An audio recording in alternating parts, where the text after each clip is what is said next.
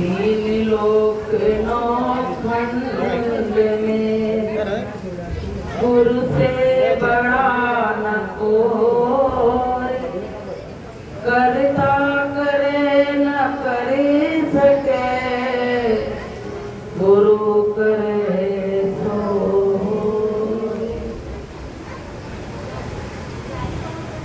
चकवी बिछड़ी रहने को मिल जाए पर भार, जो जन बिछड़े राम से तो दिन मिले नाराज। प्रेमियों, ये हमारा तुम्हारा बड़ा सौभाग्य है कि हमको बराबर मालिक की मौज से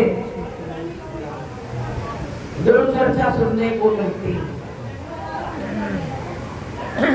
भाई बात बंद कराओ, बात ही कर लो, फिर सत्संग क्यों करा रहे हैं? कोई यहाँ मुखिया नहीं है जो मतलब इनको मना करे। मतलब ये कोई नाच गाना तो हो नहीं रहा। यहाँ के जो मेन मुखिया उनसे कहो भाई बात बंद करें। इनको बाधा करना है, बहुत प्रेमी बाहर निकलकर बात करना है। क्या भाई शांतिपूर्वक बैठे, तो सब्जी मंडी बना दी सत्संग का, बिल्कुल शांतिपूर्वक, उसका आनंद ही कुछ और है। चलो बच्चे मारो या बच्चे बात करते और आगे बिगाड़ में सत्संग का हो जाएंगे। हम सत्संग में गए थे, आए थे सत्संग में। हाँ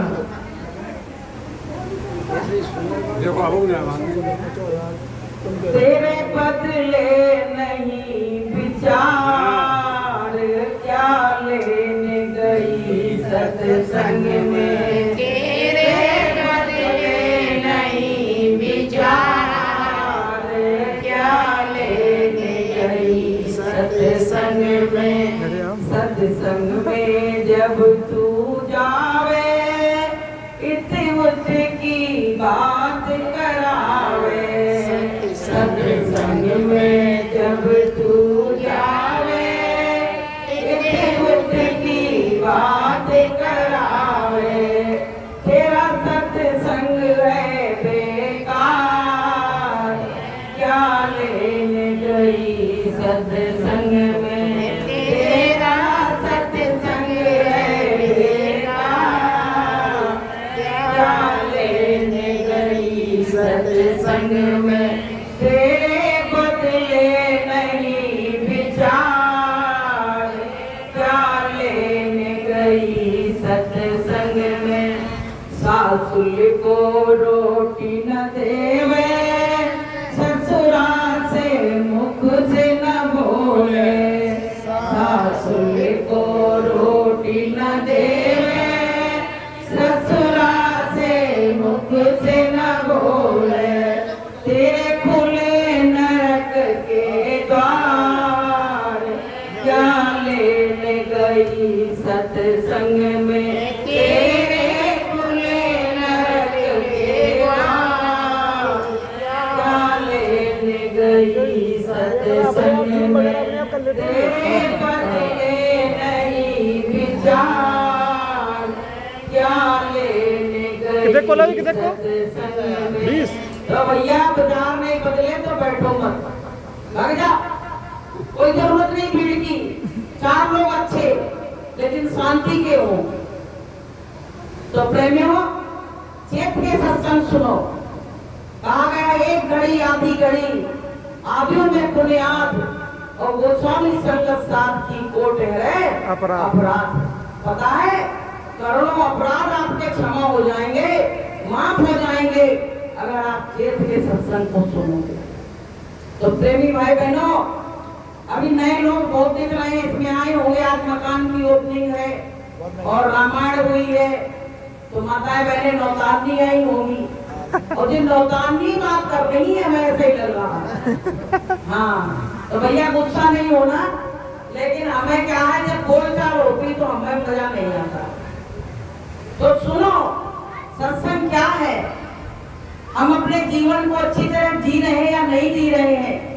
मेरा जो जीवन मिला है वो कहाँ जा रहा है, इसके बारे में आपको बताया जाएगा। तो प्रेमियों, ये मानव जीवन, हम हमेशा से मनुष्य नहीं थे। 84 लाख योनियां भुगतने के बाद हमको ये मानव जीवन मिला कि कोट जन्म भटका जब खाया, तब तुमने ये मानुष तन पाया। इसको तुम व्यर्था मत खो और पल पल चेतो और छिन छिन जागो। हमने उस परमात्मा से वादा किया कि हे परमपिता परमात्मा, तुम मुझको इस कुंभ नरक से बाहर निकाल दो। तो भगवान ने कहा फिर क्या करेगा तू संसार में, चुगली चपाटी करेगा, क्या करेगा जाके? तो उसने कहा मैं कुछ नहीं करूंगा, तुम्हारा भजन करूंगा। तो भगवान को दया आ गई, लेकिन इंसान भगवान के साथ भी चालाकी करता है। भगवान ने क्या किया कि उसको 9 महीने के बाद उस कुंभ नरक से बाहर निकाल दिया। अब जैसे जीव संसार में आया, अब संसार का पानी की भूमि गिरत जिंडावर पानी जिन जीव माया लुटाई, जैसे आया संसार में और माया ने उसको चारों तरफ से घेर लिया। और उसने ईश्वर से क्या कहा था कि तूने ईश्वर से वादा किया, भजन फिर क्यों ना किया। तूने ईश्वर से वादा किया, भजन फिर क्यों ना किया।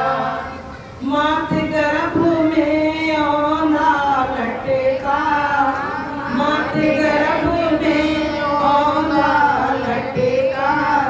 कष्टों से बचा तो लिया, भजन फिर क्यों ना किया। कष्टों से बचा तो लिया, भजन फिर क्यों ना किया। तूने ईश्वर से वादा किया, भजन फिर क्यों ना किया। उस ईश्वर से परमात्मा से वादा किया। लेकिन एक बार बताओ, इतने लोग बैठे हो, जानते हो भजन क्या होता है? गाने का नहीं, ताली बजा बजा के गा लो, वो भजन नहीं। जब तुम संतों की शरण में आओगे तब तुमको वो क्रिया मालूम होगी, ऐसे नहीं मालूम पड़ेगी।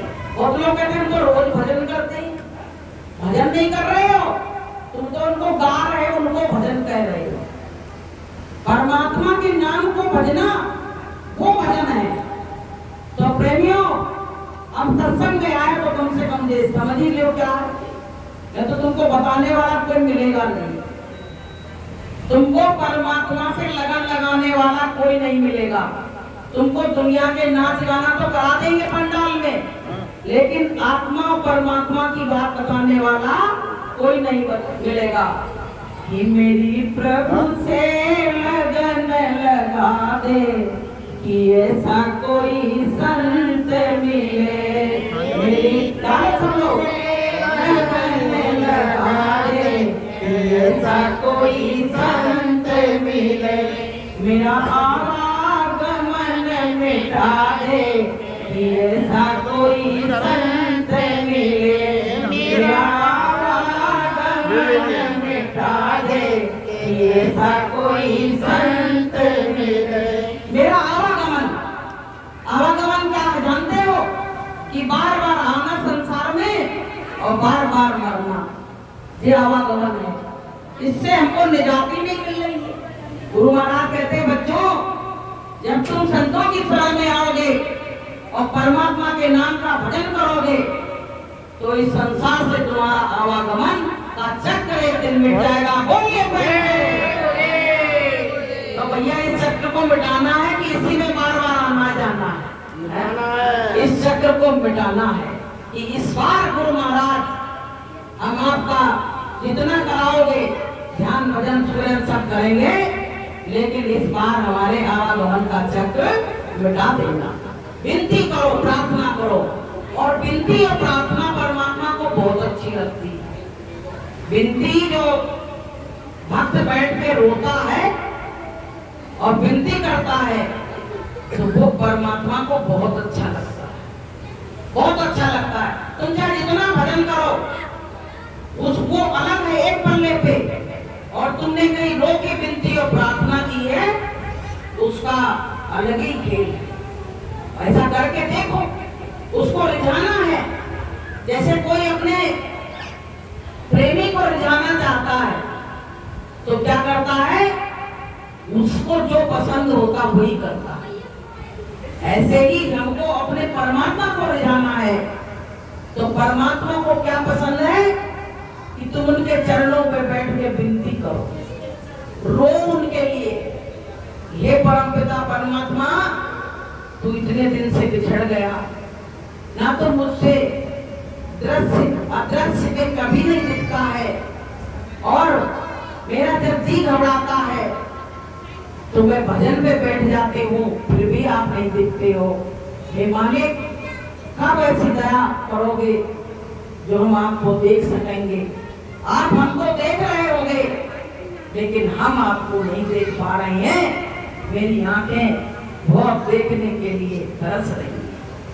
इस तरह से विनती और प्रार्थना करो तो फिर मालिक दया का द्वार खोल देगा। चाबी तो उसी के पास है ना भाई, चाबी तो परमात्मा के पास है उस दरवाजे की, तो तुरंत खोल देगा। लेकिन हम जब गुहार नहीं लगाएंगे, पुकार नहीं लगाएंगे, हमारी पुकार कैसी होनी चाहिए? हमारी पुकार उस पपिया जैसी होनी चाहिए।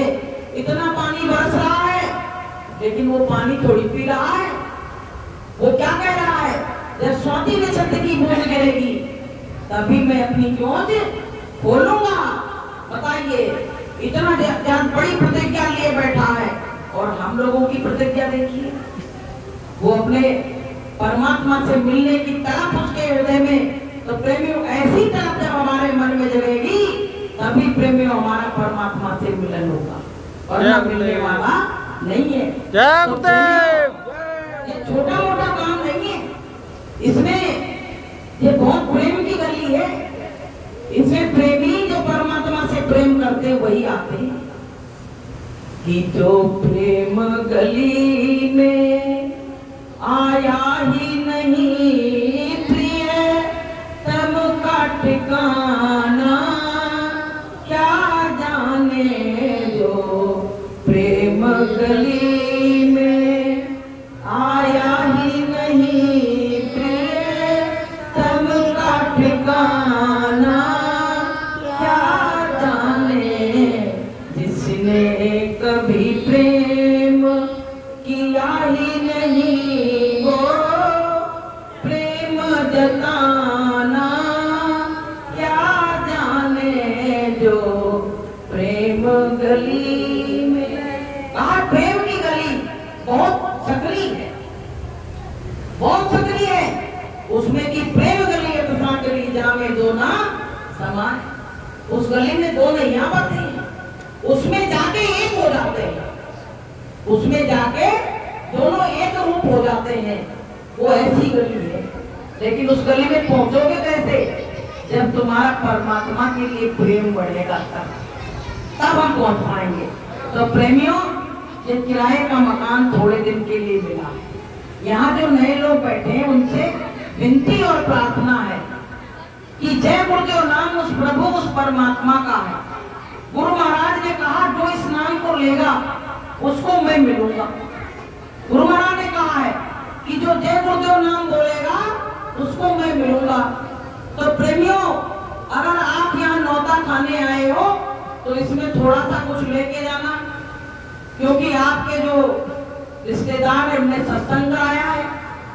तो आप आज से प्रतिज्ञा करो, यहीं बैठ के संकल्प लो कि आज से हमको जय गुरुदेव नाम की माला करना है। अरे तुम 8 माला तो बाद में करना, तुम 1 माला से शुरुआत करो। 1 माला से शुरुआत करो कि जय गुरुदेव नाम प्रभु का, जय गुरुदेव नाम प्रभु का, जय गुरुदेव नाम प्रभु का। तो ये आप आज से शुरू कर देना, क्योंकि आगे का जो समय है बहुत खराब आ रहा है। आपको भी आभास होने लगेगा कि देखो हम कर रहे थे तो हमको कुछ मिल रहा है, और कुदरत जो है वो इस तरह से बौखला गई है। अब तो उसने झाड़ू बड़ा वाला उठा लिया है। जो स्वीपर लोग रोड पे झाड़ू लगाते हैं वो झाड़ू उठा के खड़ी हो गई है, और क्या कह रही है संत और महात्माओं से कि अब थम जाओ, अब मुझको अपना काम करने दो। तो कुदरत है नाराज खड़ी और आगे तबाही बड़ी बड़ी, बहुत बड़ी तबाही आने वाली है। आपको कुछ नहीं मालूम है, आप ना न्यूज देखते हो ना कुछ खाली प्रपंच करते हो। अगर उसको देखो तो आपको पता पड़े। तो आगे का जो समय है बहुत नाजुक दौर से गुजर रहा है। तो ऐसे समय में रक्षा कौन करेगा? ऐसे समय में बाबा जय गुरुदेव ही रक्षा सकता है। इसलिए प्रेमियों, अब थोड़ा समय है तो कम से कम जय गुरुदेव नाम का भजन कर लो, तो कम से कम आपको थोड़ी निजात मिल जाएगी। नहीं तो पता है बिना भजन के मर गए तो भूत बने घूम रहे, प्रेत बने घूम रहे हैं।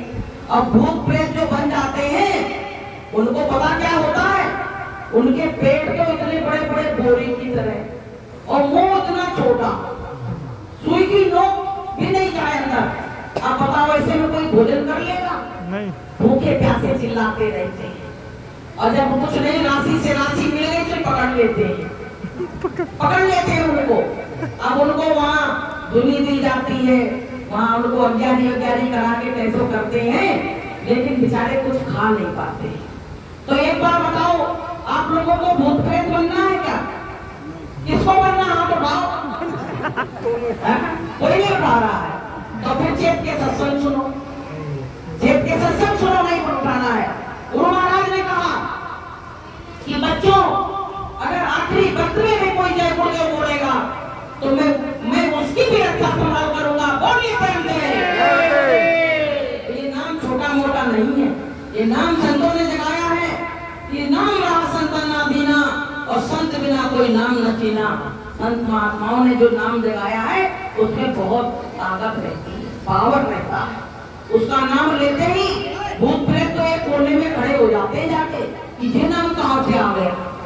इसलिए प्रेमी भाई बहनों, मालिक का जो संदेश आपको सुनाया जा रहा है आप यहाँ सुनो और आगे जाके जिस भी गांव के हो, जिस शहर के हो, वहां भी जाके इसकी चर्चा आप करो तो आप अच्छे इंसान माने जाओगे, वरना आप अच्छे इंसान नहीं माने जाओगे।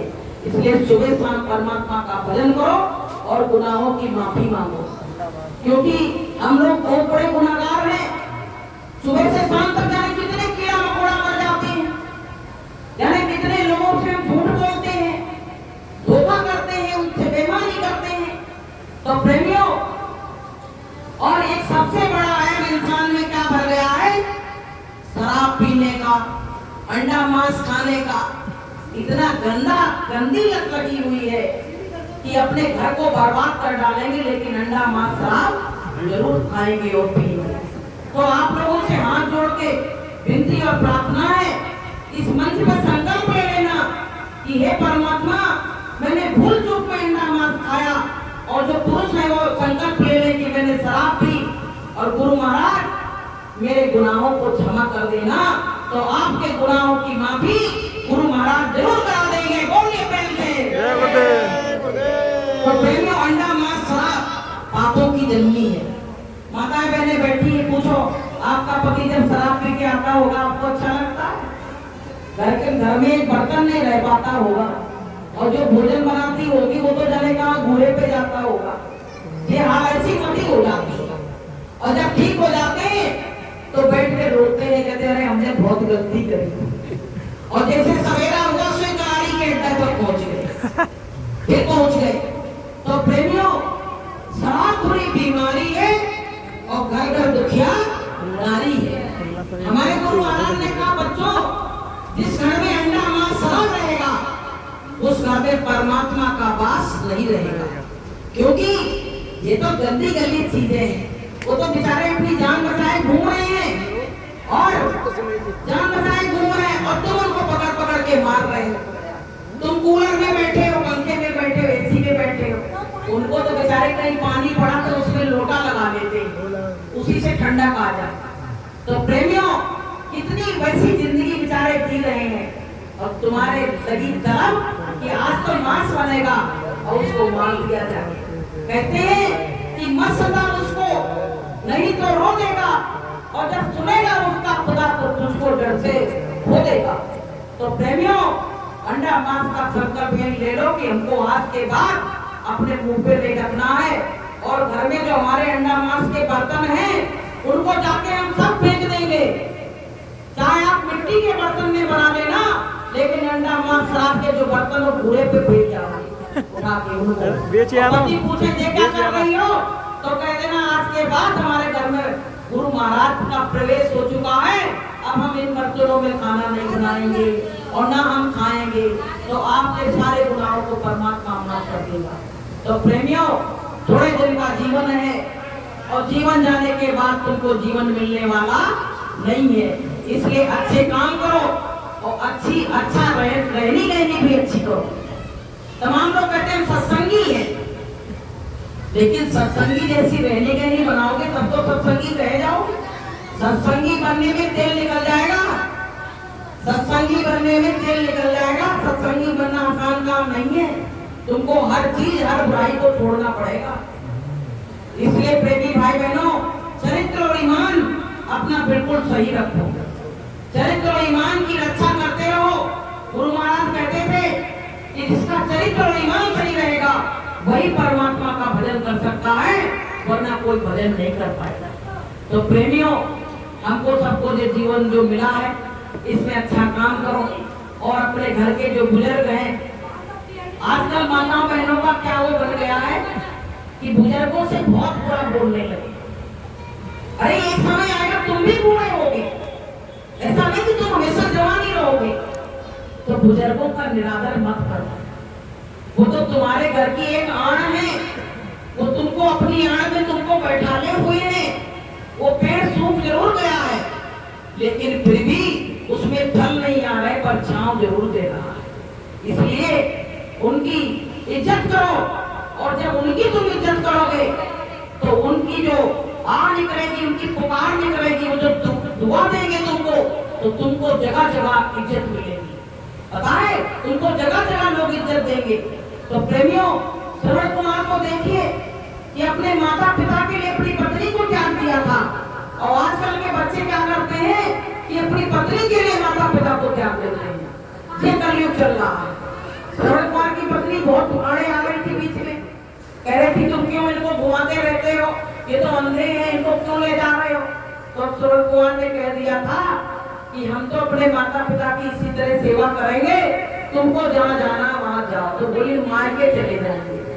लेडीजों को तो ये देखा ना कि मुल्ला की दौड़ मस्जिद तक, कि ससुराल से भगी मायके और मायके से भगी तो ससुराल, दो ही जगह है उनकी। तो उन्हें कहा मायके चली जाओ, तो बोले लौट के नहीं आएंगे। बोले बिल्कुल मत आना। तो बोले, वो कहने लगे ठीक है, जब मेरे माता पिता नहीं रहेंगे, तुम्हारी इच्छा हो तो आ जाना। जब उनके माता पिता शांत हो गए, तब प्रेम में उन्होंने चिट्ठी डाली कि अब हम आ जाए। तो उन्होंने कहा, पता क्या कहा कि जब माता पिता चले गए, पूरी जवानी मेरी चली गई, अब बुढ़ापे में तू मेरा क्या करेगी। ऐसे तू अपने घर मस्त रहे, हम अपने घर मस्त रहे, हम तो परमात्मा का भजन करेंगे। तो ऐसा संकल्प हर कोई नहीं ले पाता है। जिसने संकल्प लिया उसका आज नाम हुआ श्रवण कुमार। नाम हुआ कि नहीं हुआ। तो प्रेमियों, हमको भी ऐसे इतिहास को उठा के देखना चाहिए कि किसने क्या किया है, और ऐसे बनने की कोशिश भी करना चाहिए। तो प्रेमियों, हम समय नहीं लेंगे ज्यादा, क्योंकि यहाँ आज बहुत वक्ताओं की भीड़ लग गई छोटे से सत्संग में। इतने वक्ता देखिए, तो आप लोग आए गए का सत्कार।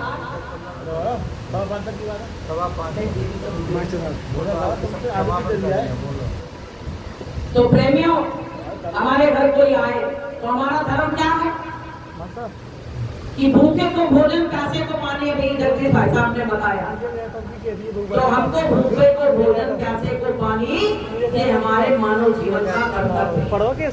अच्छा एक बात बताओ, शमशान घाट पे कोई जाता है, इतने रिश्तेदार जाते हैं मुर्दा जलाने, तो वहाँ कोई भोजन कराता है? नहीं कराता है।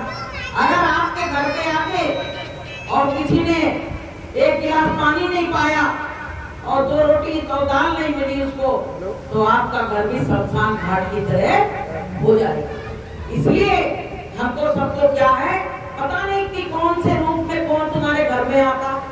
कहते नहीं, भगवान एक बार दिन में जरूर मिलता। हर किसी को भगवान एक बार दिन में जरूर मिलता है कि ना जाने किस भेष में नारायण मिल जाए। नारायण से तो मिलना चाहते हो और नरों से तो तुम दुश्मनी करते हो, और नर के भीतर ही नारायण बैठा है तो तुमको कहां से मिलेगा, कैसे मिलेगा? तो पता है भगवान जो है वो भाव से मिलता है। तुमको कोई साग सब्जी नहीं जो तुम महंगी से महंगी खरीद लाओगी, कि भाव के भूखे है सतगुरु, भाव ही एक सार है।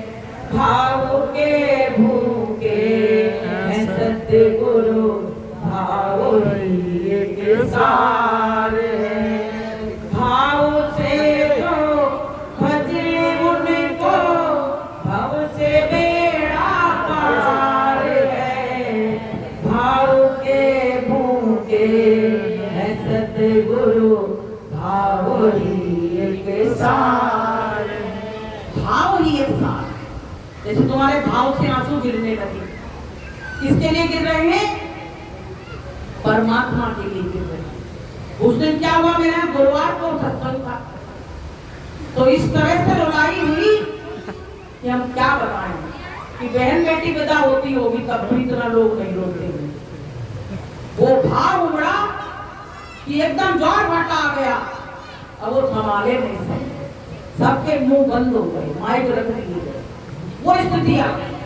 तो प्रेमियों, ये कभी कभी वो भेजता है, जब रहमत की नजर करता है तो तुम्हारे अंदर जब बेटे नहीं, उसने दृष्टि भर के देखा और बस तुम्हारे अश्रुधारा प्रभावित हो। अब वो कैसे संभलेगी?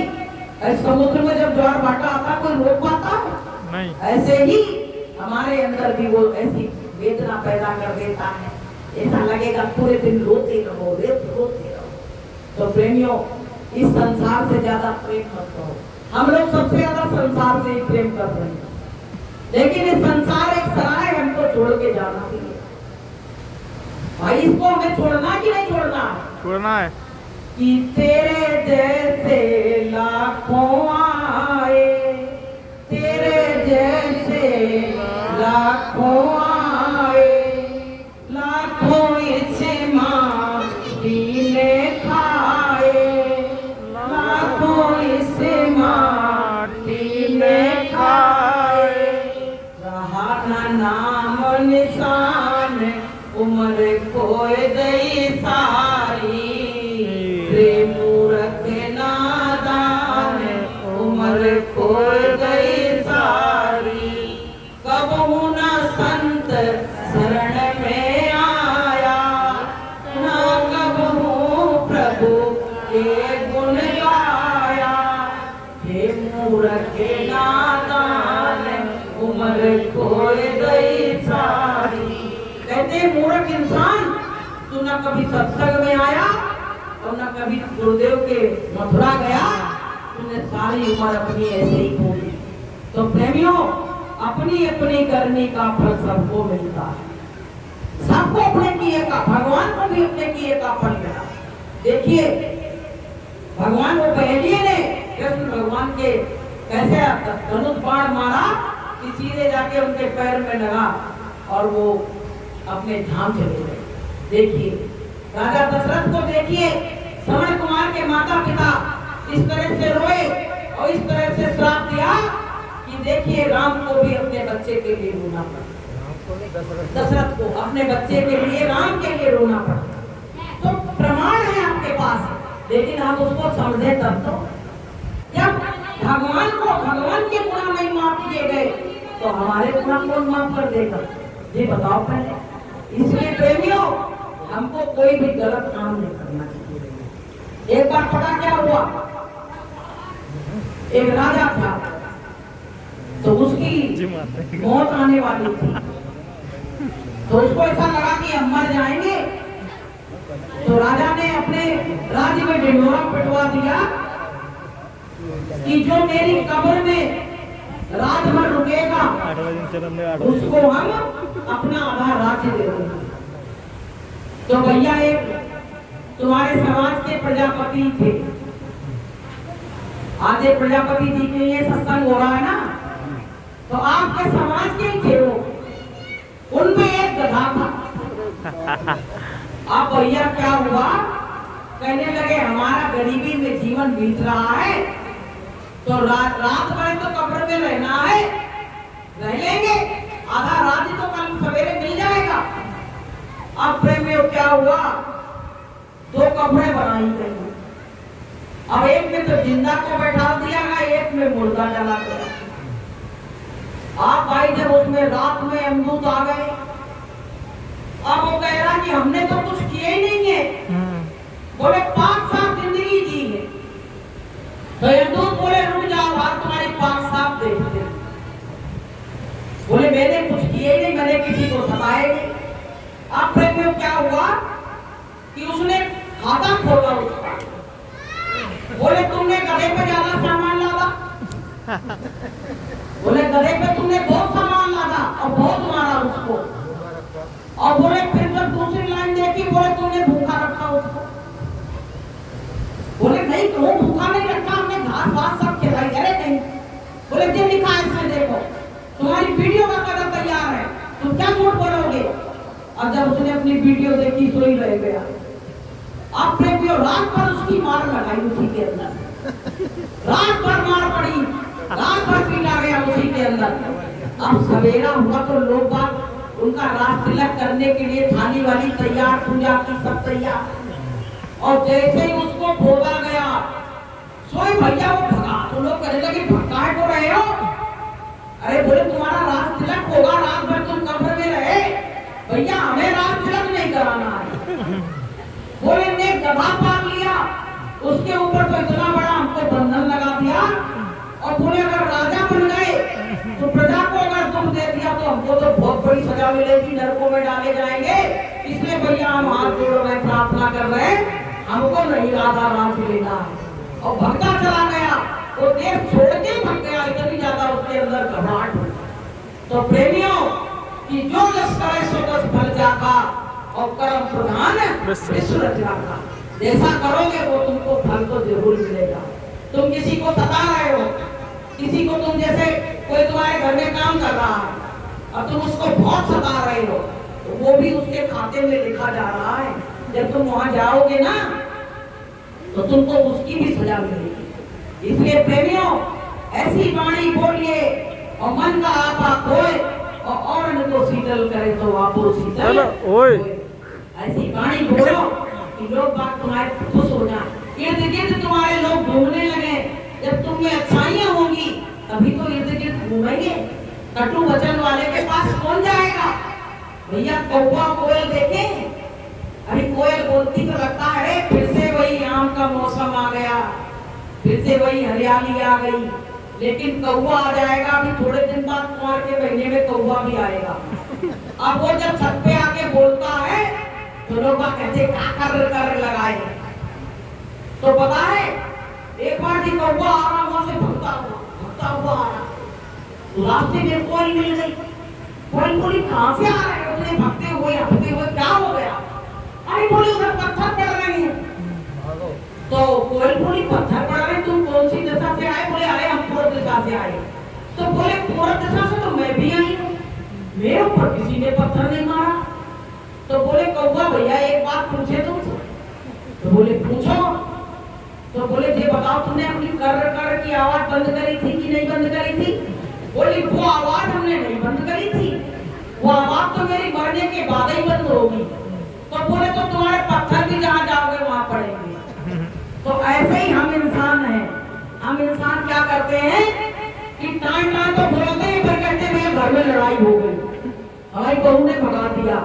और बहू कहती है कि भैया हमारी सास ने भगा दिया। तो ये क्या है, बोली का ही तो सब खेल है भाई। मीठी वाणी बोलो तो ना तुम सास की दुश्मन बनोगी और ना सास तुम्हारी दुश्मन बनेगी, ना समाज के तुम्हारे दुश्मन बनेंगे। इसलिए प्रेमियों हमको अपनी वाणी को मीठा रस भरी वाणी, जिसकी रस भरी वाणी होगी उसके पास तो लोग भटके चले जाएंगे। जैसे शहद में मीठापन होता है ना, जो मास्टर जी लोग सवेरे शहद पी लेते हैं और डिब्बी धोएंगे नहीं तो उसमें तमाम चीज़ आसपास आ जाते हैं। अब उनको मिठास मिल गई और वही नींबू रखा तो नींबू में कुछ नहीं, वहाँ एक आध बच्चर बैठा, नींबू पे कोई चीटा नहीं आते हैं। तो जब मीठी चीज सबको पसंद है तो उनको वाणी भी अपनी मीठी बोलनी चाहिए। तो हमको अपने माता पिता से भी अच्छा बोलना चाहिए, अपने घर परिवार से भी अच्छा बोलना चाहिए और सबका हमको सम्मान करना चाहिए। तो प्रेमियों, सत्संग हमको यही सिखाता है।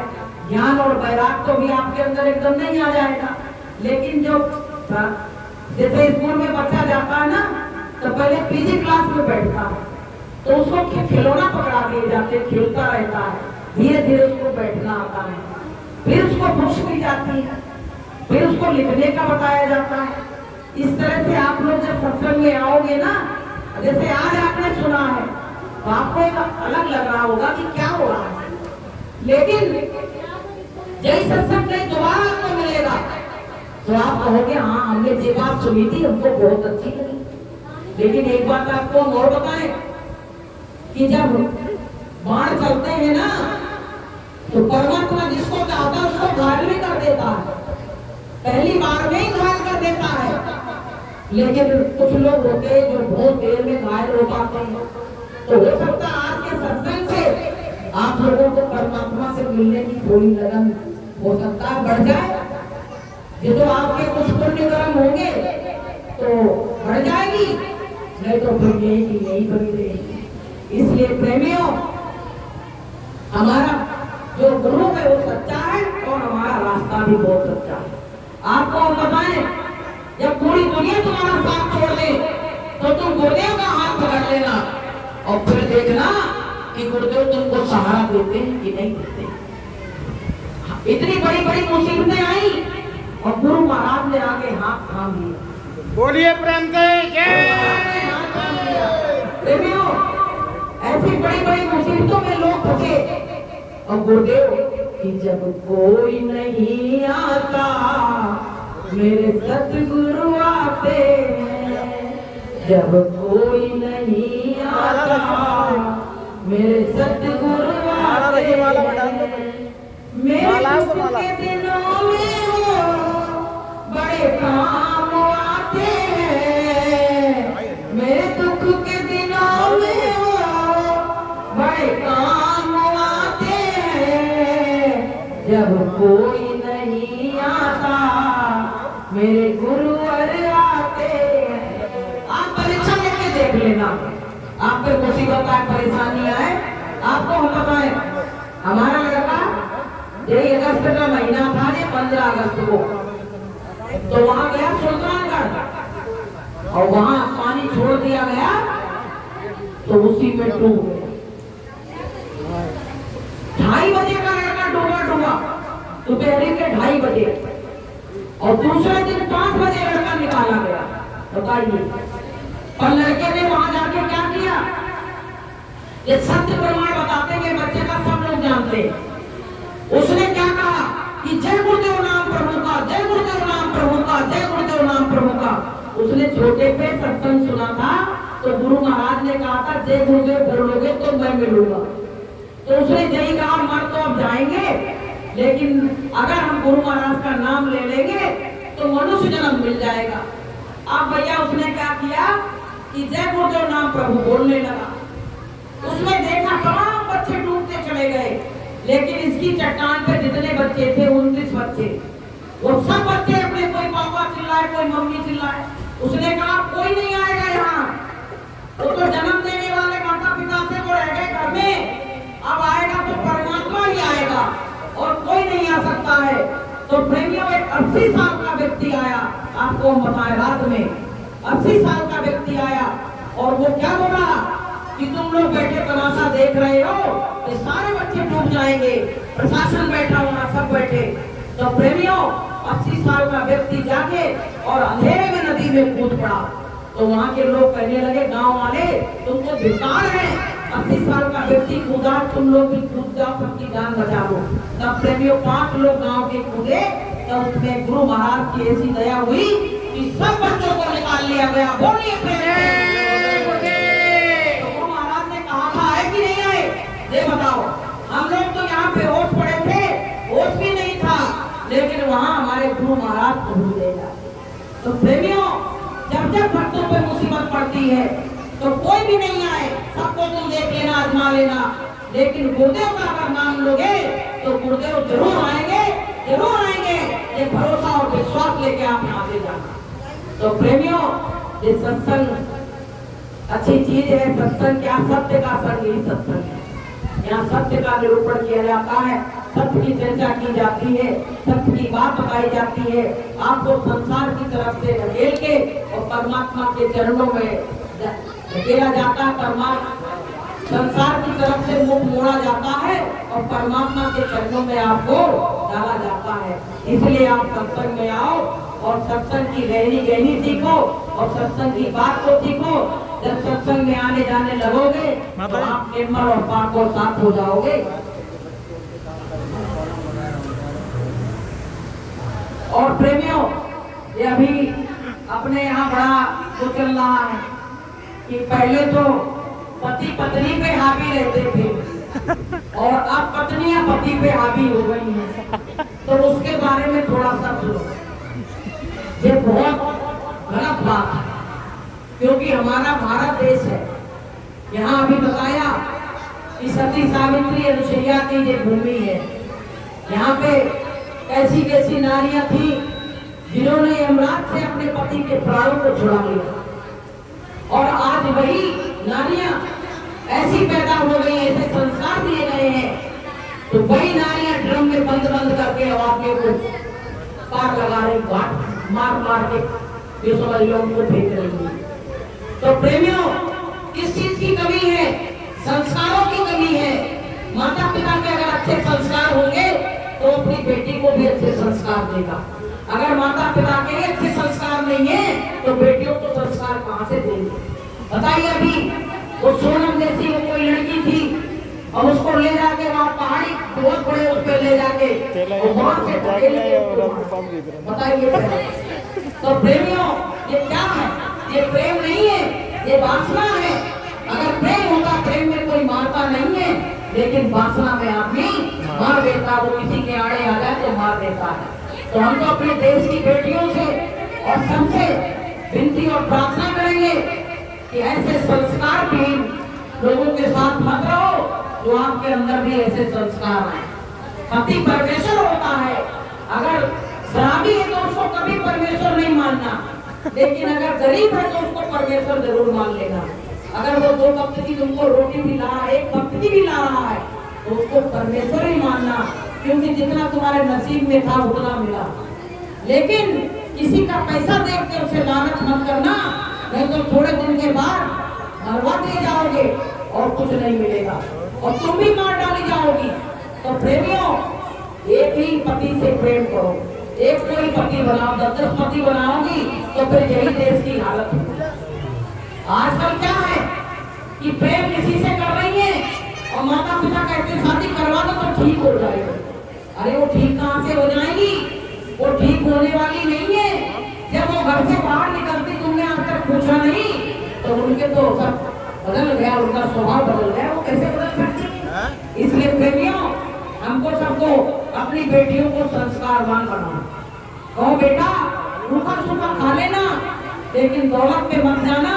और अपने घरों की कहते नहीं है कि बेटा तो 1 कुल की लाज निभाता है और बेटियां 2-2 कुलों की लाज निभाती है, कहते नहीं है। और बेटी बड़ी अच्छी भी होती है, ऐसी बात नहीं है, लेकिन आजकल की बेटियों में जाने कौन सा नशा छा गया, पाश्चात्य सभ्यता का नशा छा गया। अभी भाई साहब ने बताया ना कि वो पंखा कर रही थी कि जल्दी से सूख जाए कब्र तो हम शादी कर लें। तो वो सभ्यता अपने देश में भी आ चुकी है। इसलिए इसको संत महात्मा कहते हैं, सभ्यता को बढ़ाओ। यहाँ पे अगर ये सभ्यता देश में पनप गई तो देश का बेटा हार हो जाएगा और सारे देश में हाहाकार मच जाएगा। तो प्रेमियों, अब भैया इतनी बात बताई गई, अर्जी हमारी मर्जी तुम्हारी। आपके भाव विचार अगर अच्छे होंगे, उसमें रखने की कोई जगह होगी तो आप सत्संग की बातों को रख के ले जाओगे, और आपके जगह नहीं होगी तो क्या ले जाओगे? इसलिए कहा गया कि थोड़ा कहा बहुत समझना, थोड़ा कहा बहुत समझना। तो प्रेमियों, सत्संग तो अब हम विराम देंगे, क्योंकि यहाँ का माहौल ज्यादा हमें उचित नहीं लगा। क्योंकि अनुकूल नहीं है। बातें बहुत ज्यादा हो रही है, बातें करना फिर क्या मतलब, फैसला सुनने से क्या मतलब है। तो प्रेमियों